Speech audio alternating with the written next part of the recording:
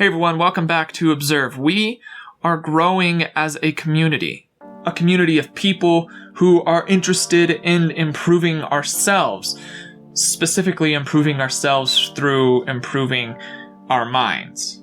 What are our minds?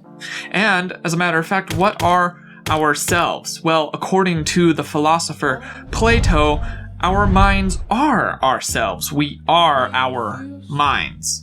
Aristotle believed that we are a combination of both our minds and our bodies, while René Descartes said that our minds are our existence. A mindset made famous by his quote, "I think, therefore I am." Regardless of your philosophy of life, one thing is prevalent, and that is that your mind is the most important part of you. Your body can fade, while your mind can continue on. It can be timeless. You can write down your mind in a book, or paint your imagination in an image, or compose a song invoking your emotions. Your mind is timeless, while everything else can fade away.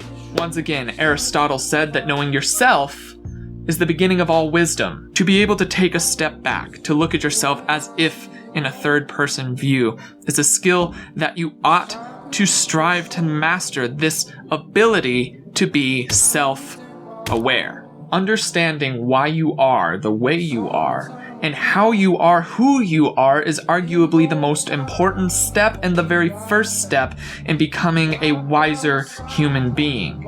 Weighing your own positive and negative scale accurately and fairly is a very difficult skill to learn, but then and only then are you able to begin to see other people for who they are, to be able to understand what another person is. With that in mind, knowing that you are, for instance, detrimentally lazy is just as important as understanding that you are extremely compassionate to those who are close to you. And as you begin to gain a greater understanding of yourself, so you will begin to gain a greater understanding of everyone around you. This will begin to lead you to feel how they feel, to suffer when they suffer, to be sad when they are sad, to be happy when they are happy, and to be angry when they are angry. This is known as empathy, and empathy is your ability to know yourself and to know others likewise. Albert Einstein once said, "Our task must be to free ourselves by widening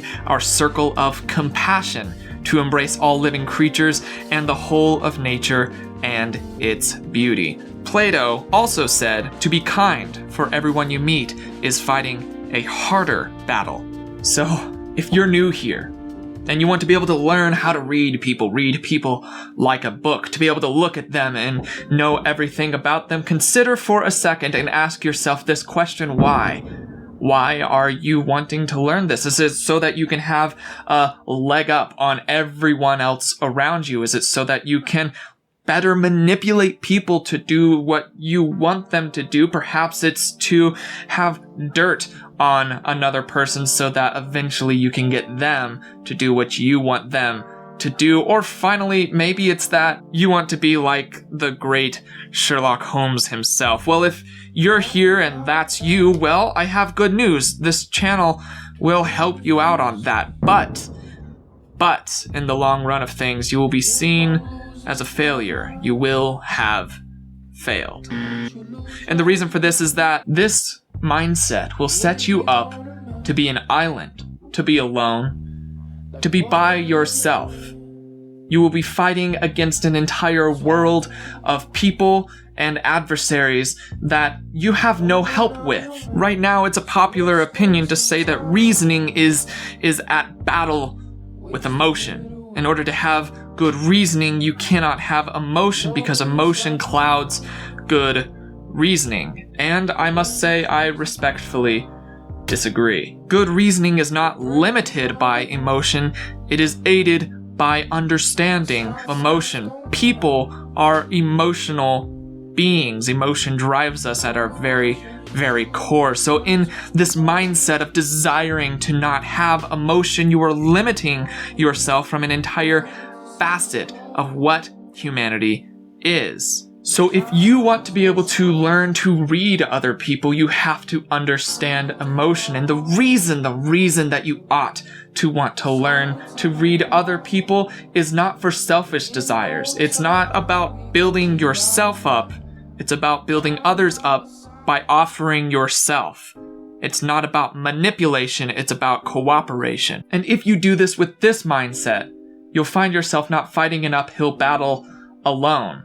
You'll find yourself with a vast team of people who will encourage you because you have encouraged them, people who will carry you because at one point you carried them, and people who will support you because you supported them. When you see the world not as a puzzle or as a bunch of simpletons that you can manipulate to your own desires, but rather as a team or even as a family in some instances, you will find yourself working forward towards a different reality, a reality where your dreams, your aspirations, your desires are so much more easy for you to achieve because you have people supporting you.